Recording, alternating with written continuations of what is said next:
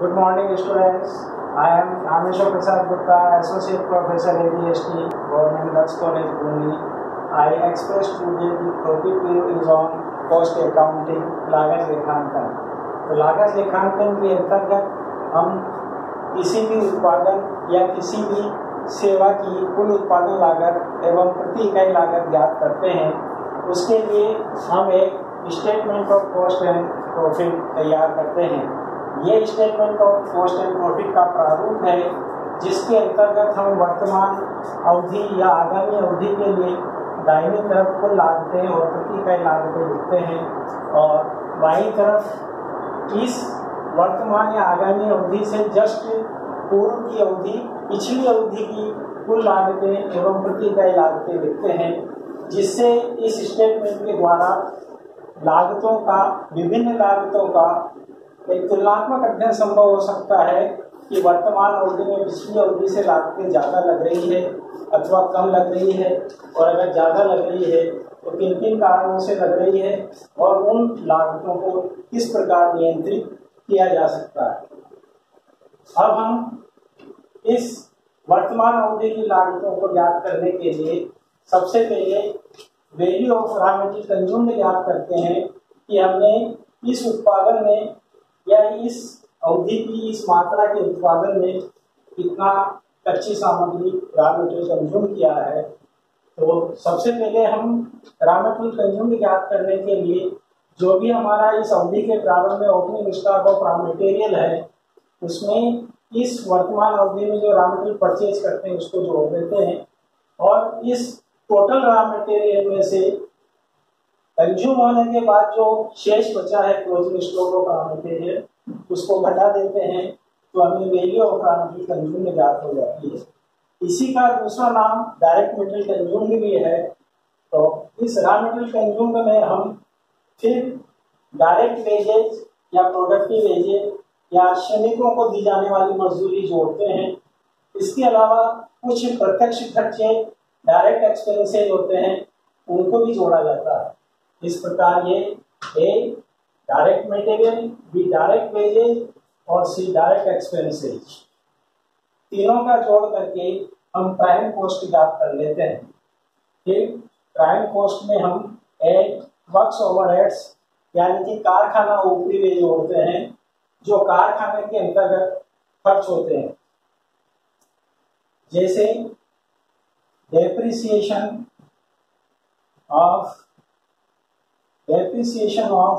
Plant and machinery, repairs of plant and stationery, rent of factory building, इस तरीके से जितने भी lighting of factory, furniture, depreciation on furniture of factory, इस तरीके से फैक्ट्री के अंतर्गत जितने भी हमारे खर्चे होते हैं, उन समस्त खर्चों को हम यहाँ वर्क्स ओवरहेड्स के नाम से जोड़ते हैं। तो जो प्राइम कॉस्ट में वर्क्स ओवरहेड के सारे खर्चे जोड़ देते हैं, फैक्ट्री ओवरहेड के सारे खर्चे जोड़ देते हैं, तो हमें फैक्ट्री तक उत्पादित करने की समस्त लागतें ज्ञात हो जाती है। यानी कि कारखाने तक की समस्त लागतें उस उत्पादन की कितनी आई है वो हमें ज्ञात हो जाती है कि कारखाने तक उत्पादन करने की लागतें कितनी है, वर्क्स कॉस्ट कितनी है।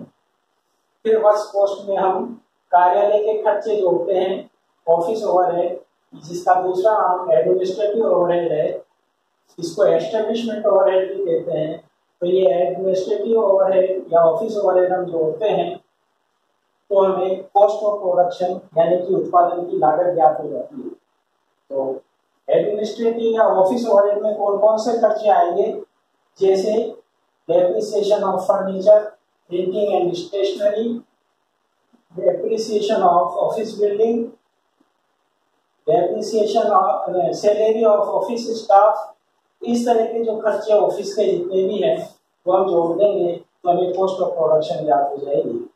फिर कॉस्ट ऑफ प्रोडक्शन में इस अवधि के प्रारंभ में जो निर्मित माल बचा हुआ था, जो पिछली अवधि का क्लोजिंग स्टॉक था और जो इस अवधि के प्रारंभ का है, उस opening stock of finished goods में हम वर्तमान कॉस्ट ऑफ प्रोडक्शन यानी कि उत्पादित इकाइयों की लागत जोड़ देते हैं। तो ये कुल माल की लागत हो जाती है। उसमें से जो माल बिक चुका है उसको निकालने के बाद, छोड़ने के बाद में जो अंतिम स्टॉक बचा हुआ है closing stock of finished goods, उस closing stock of finished goods को हम इसमें से घटा देते हैं।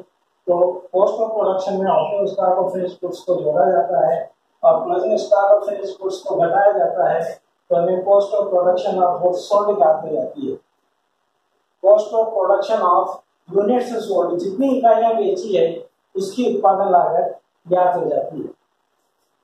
इसके बाद उत्पादन बेची गई इकाइयों की उत्पादन लागत में जितनी इकाइयों को बेचा गया है केवल उन बेची गई इकाइयों के ऊपर ही selling and distribution overhead charge किया जाता है।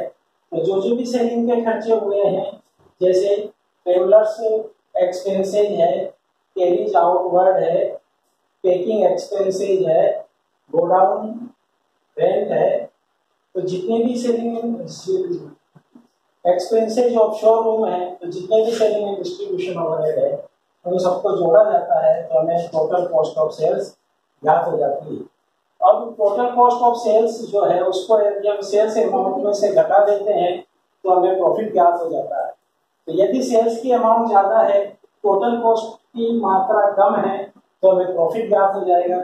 और यदि टोटल कॉस्ट ज़्यादा है और सेल्स कम है तो हमें लॉस ज्ञात हो जाएगा। तो इस प्रकार हम उत्पादन की प्रति इकाई लागत एवं लाभ ज्ञात करने के लिए इस तरीके से statement of cost and profit तैयार करते हैं।